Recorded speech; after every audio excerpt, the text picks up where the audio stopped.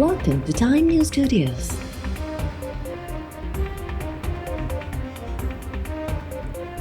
You are watching 12 p.m. Bulletin.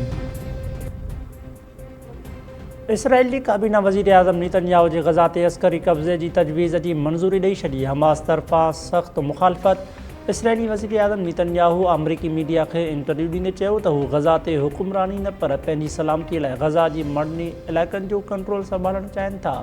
Netanyahu तरफ़ां गज़ा खे civilian हुकूमत हवाले करण जो ऐलान।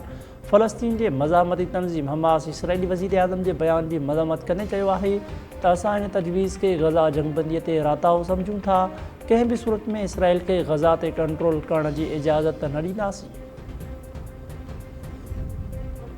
सिंध हाई कोर्ट के इलेक्ट्रिक जे CEO मूनिस अलवीअ खे उहिदे तां न हटाइण जो हुकम में 12 सेप्टेम्बर ताईं वाध करे छॾी। जस्टिस इक़बाल कलोड़ जे सरबराही में 2 रुकनी बेंच ॿुधणी हलाई। मूनिस अलवी अदालत ॾाढो पेश। मुहतसिब आला सिंध जे नुमाइंदे मूनिस अलवीअ जी दरख़्वास्त रद्द करण जी इस्तदा कई। नौशरो फिरोज़ मां ॿारड़ो अगवाबाद छुरियुनि जा वार करे क़तुल। रोड़ी केनाल जे रेगुलेटर वटां 10 वरनि जे नींगर ख़मीसो वॻण जो लाशत। पुट जो लाश ॾिसी माउ पीउ बेहोश। पुलिस जे मुक़ाबले में नींगर जे क़तल में मुलविस जवाबदार खे मारण जी दावा। पुलिस जो चवणु आहे त गुज़िरियल राति गश्त दौरान ॾुहारियुनि सां मुक़ाबिलो थियो। हिकु ॾुहारी मुनवर मुग़ल मारिजी वियो। जवाबदार नींगर जे क़तल में मुलविस हो। ठटे वेझो ख़ौफ़नाक हादसो। मामे भाणनि समेत 3 ॼणा फोत। सजावल रोड बाईपास चौक वटि ट्रॉलर मोटरसाइकिल मथां चढ़ी वियो।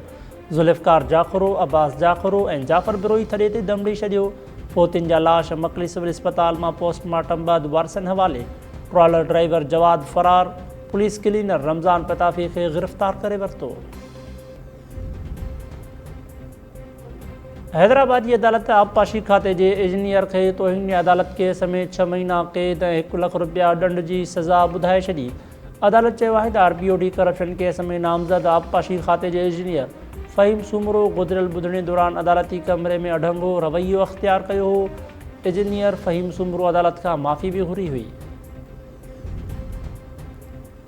ऐं लाखणी लतीफ़ जो 282 उर्स अॼु खां शुरू। सजादा नशीन अॼु शाम मज़ार ते चादर चाढ़े उर्स जी तक़रीबुनि जो इफ़्तिताह कंदो।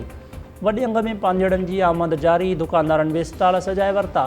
Rest house, HT Sorley hall, auditorium hall ऐं सक़ाफ़ती ॻोठ खे सींगारियो वियो।